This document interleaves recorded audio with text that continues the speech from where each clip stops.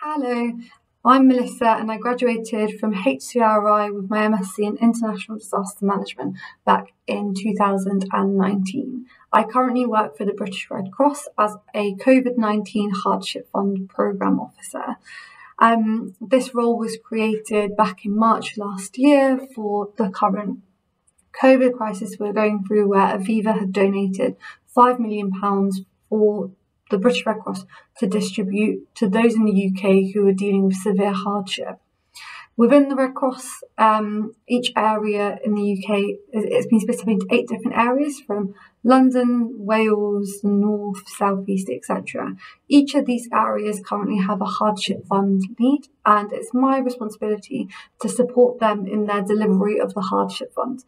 So day to day, I would be communicating and talking and meeting up online, obviously, with all of these hardship fund leads to see what their challenges might be for the day or for the month, and to make sure that they're meeting their goals and targets.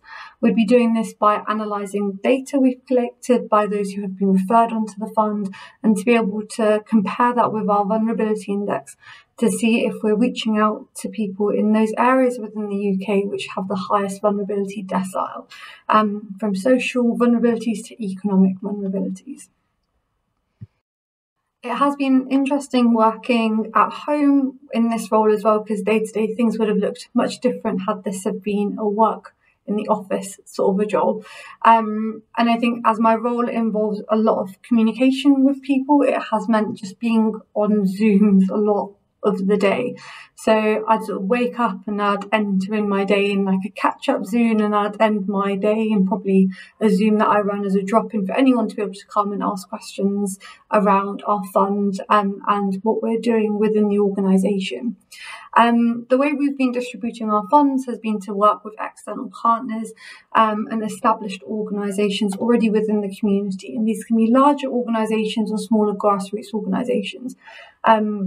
For example, we could be contacting a local homeless shelter in Manchester and ask them if they'd like to sign up to be able to be a partner, to be able to refer on to our fund.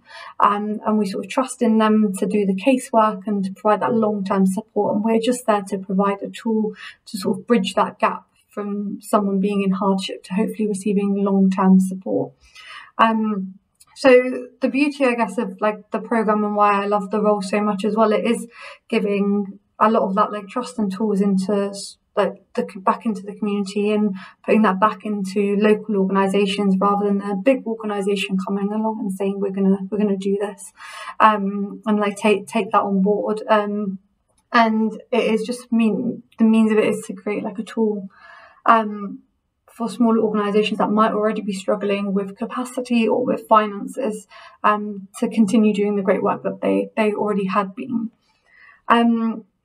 The steps I took to reach the position I'm in was a bit bizarre, I guess, because of COVID as well. But I joined the Red Cross back in January 2020, so a year ago. And after spending a couple months looking for jobs straight after my master's, I wasn't really sure what I wanted to go into or what I wanted to do. So I just thought I'd get my foot in the door, and I got a job as a first aid trainer for the British Red Cross, where I learned how to deliver first aid training to people who would need that might be in corporate companies or individuals who'd like to learn it. And I thought this would be a great time to be able to develop skills in learning how to train other people. Merely about like 7-8 weeks into that role, before I was even signed off as a trainer, we had to shut down training because of the pandemic. So I was sort of left at home, not working again, but still had a job but I couldn't work in. And at that point, as the Red Cross was having a big role in the pandemic, there were opportunities offered for redeployment instead of being furloughed. And at that point, I wanted to be redeployed rather than to be at home, because I'd waited for so long to get a job in the first place. So I asked to be redeployed, and my redeployment took me to the emergency response team in London, where I still work from home, but I started basically working as a hardship fund lead for the London team in my role as it was starting. And then from there I was seconded into this role, and then finally permanently was offered the role. So it took a few steps to get to where I am now, and it's definitely been one of those things that would not have happened so quickly probably had it have not been for the pandemic. But there was a lot of stuff prior to this that led me to having a career within the British Red Cross and to be doing work in humanitarianism. Prior to my master's, I had spent a year volunteering at the refugee camp in Calais as a NFI distribution coordinator. And it was while I was there that I realised that I had a passion for humanitarianism and I wanted to learn a bit more about it. And it's really the skills that I learned there that had that built the foundation of me wanting to learn more about it, which took me into my master's, which led me to my role now.